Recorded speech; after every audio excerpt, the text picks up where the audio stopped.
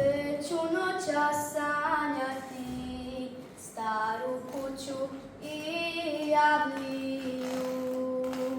Opet će duša sletjeti pravo pred njenu kapiju. Sanjat ću